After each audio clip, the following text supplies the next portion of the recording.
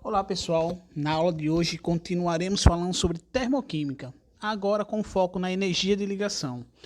Falaremos sobre como calcular a variação de entalpia usando a energia de ligação. Nas aulas anteriores nós falamos sobre calcular a variação de entalpia de uma forma direta ou usando a entalpia de formação. Agora vamos focar na energia de ligação, que vai modificar algumas questões importantes. Vamos lá. Energia de ligação. Uma reação só ocorre quando as ligações químicas que formam os reagentes são quebradas, ao passo que novas ligações são formadas para originar os produtos. Quando se quebra a ligação, ocorre a absorção de calor, então é endotérmico. Quando se forma uma ligação, na formação da ligação, ocorre liberação de calor, então exotérmico. Então nessa tabelinha aqui, eu coloquei para vocês um mapa mental, né, para que vocês possam assimilar melhor. Então, na quebra de uma ligação ocorre a absorção de calor, é endotérmica e o sinal que se usa é o positivo. Na formação da ligação ocorre liberação de calor, é exotérmica e o sinal que usa é o negativo. Por que eu estou falando isso? Do sinal. Porque nós vamos usar esses sinais no cálculo da energia de ligação, da variação de entalpia usando a energia de ligação. Certo? Sempre quando é dado uma questão assim, é colocado os dados para vocês, mas a gente não vai levar em consideração os sinais dos dados, e sim da forma como eu vou ensinar para vocês agora. Então nós temos aqui, ó, as ligações podem ser do tipo ligação simples, um tracinho, um par de elétrons sendo compartilhado, ligação dupla, dois tracinhos, dois pares de elétrons sendo compartilhado, ligação tripla, três tracinhos, três pares de elétrons sendo compartilhados, né? Assunto de ligação química, ligação covalente, assunto do primeiro ano. Então nós temos aqui um exemplo, ó, o amônio, NH3. São três ligações simples. Então nessa molécula são três ligações sendo quebradas ou formadas, dependendo a posição da amônia na equação, na reação. Se ela vai ser reagente ou vai ser produto, né? Então aí no caso você multiplicaria na ligação entre nitrogênio e hidrogênio 3 vezes, porque aparece 3 vezes essa ligação. No gás carbônico, CO2, são duas ligações duplas, ou seja, são quebradas ou formadas duas ligações duplas. No gás nitrogênio, é uma ligação tripla. Então, são quebradas ou formadas uma ligação tripla. Isso vai depender da localização de como participa a substância na reação. Então, vamos lá. A energia de ligação e variação de entalpia. O cálculo da variação de entalpia pode ser calculado além da entalpia de formação, como também pela energia de ligação, né, como eu já falei anteriormente. Além de ser calculado pela entalpia de formação, assunto da aula passada, nós podemos usar a energia de ligação para calcular. Então vamos fazer um exemplo. Determina a variação da entalpia da reação abaixo. Então, de reação já balanceada, e observe, nós temos aí 2 mols de hidrogênio com 1 mol de oxigênio, formando 2 mols de água. Então, vamos achar a variação da entalpia. Observe bem os coeficientes estequiométricos. Então, foi dado aí as energias de ligação. Aí você observa a ligação da molécula de hidrogênio. Nós temos 2 átomos de hidrogênio na molécula. Então, uma ligação simples, que vale menos 30 quilocalorias por mol. Só que esse sinal, a gente não vai usar o menos 30, a gente vai usar o mais 30, porque o hidrogênio está nos reagentes e não está nos produtos. Então, esses dados referentes aos sinais, a gente não vai levar em consideração. Vou mostrar para vocês já já. Então, aqui, ó, o oxigênio tem uma ligação dupla, né, menos 10 quilojoules por mol. E a água, nós temos, aí a água, presta atenção que temos a ligação hidrogênio e oxigênio. Só que na água nós temos 2 hidrogênios ligados ao oxigênio. Então, vamos ter 2 ligações simples aí, sendo quebradas entre hidrogênio e oxigênio, certo? Cada uma valendo mais 50 kJ. Como é que a gente vai colocar isso na equação? Nós vamos montar a equação aqui, né, balanceada, e vamos botar já a formação do problema. Ó. Nos reagentes, a gente vai usar o sinal positivo, sempre, independentemente do valor que der nos dados das energias de ligação. Nos reagentes, vamos sempre usar o sinal positivo para as energias de ligação. E nos produtos, vamos sempre usar o sinal negativo. Então, como é que vai ficar?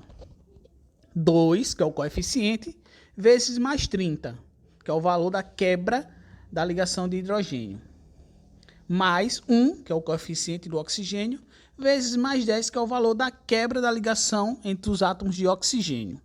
Formando, aí preste muita atenção, que nós temos 2, que é referente ao coeficiente, vezes 2, que é o número de ligações entre hidrogênio e oxigênio que vão ser quebradas, são 2, vezes menos 50, que é o valor da ligação de hidrogênio com oxigênio. Lembrando os sinais, ó, nos reagentes positivo, nos produtos negativo. Diferente dos dados dos sinais que foram dados nas informações da questão, certo? A gente ignora essa parte. Sempre colocando reagente negativo, produto positivo. Então a gente faz a conta aí vai ficar assim, ó, mais 70 menos 200. Entalpia dos reagentes, entalpia dos produtos. Aí tem um detalhe. O cálculo da variação de entalpia usando a energia de ligação é feito somando as entalpias. No caso, a gente não usa aquela fórmula. Variação de entalpia é igual a entalpia dos produtos menos entalpia dos reagentes. Essa fórmula só é usada no cálculo direto ou nas entalpias de formação. Na energia de ligação, a gente não precisa, a gente não usa essa fórmula. A gente só soma mesmo as entalpias, tanto dos reagentes como dos produtos, certo? Porque a gente utiliza essa regrinha aqui que eu estou mostrando a vocês. Então é só a gente pegar aqui a variação de entalpia é HR mais HP.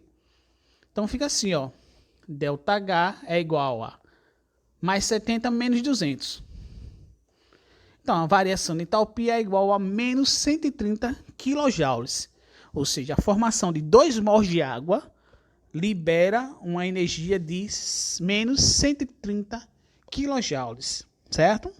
Vamos para uma segunda questão, onde eu coloco uma outra informação que a gente pode calcular com a energia de ligação. O exemplo 2. Determina a energia liberada na formação de 170 gramas de amônia, NH3. Né? A massa molar da amônia é 17 gramas por mol. Então, já dei essa informação para vocês, vocês não precisam calcular a massa molar. Então, o que é que eu quero saber? Eu quero saber qual a energia liberada se for formado 170 gramas de amônia.